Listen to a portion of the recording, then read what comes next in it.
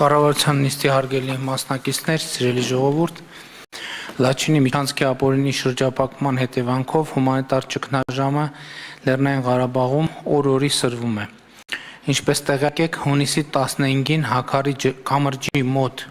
տեղի ունեցած սադրանքից հետո Լեռնային Ղարաբաղը զրկված է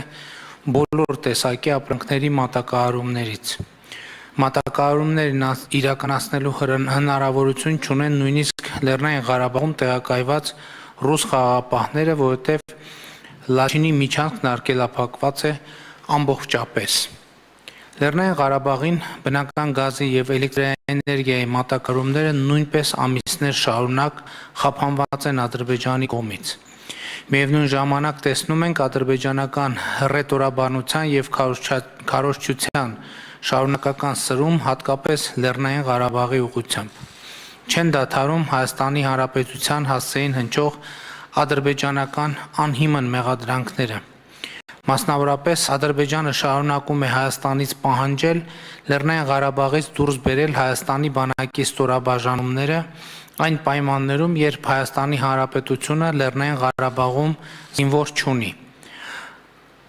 Արձանագրում եմ եւս մեկ անգամ. Լեռնային Ղարաբաղում Հայաստանի Հանրապետության բանակ չկա։ Լեռնային Ղարաբաղում գործում է ԼՂ պաշտպանության բանակը, որի գոյության պատճառները յուրաքանչյուր ոք ամեն օր կարող է գտնել Ադրբեջանի պաշտոնական քարոզչության եւ գործողությունների մեջ, որի անթակույց էությունը Լեռնային Ղարաբաղի հայերին էթնիկ զտման եւ ցեղասպանության ենթարկելն է։ Ըստ էության այդ քաղաքականության սողացող իրագործումն ենք այսօր տեսնում Լեռնային Ղարաբաղում։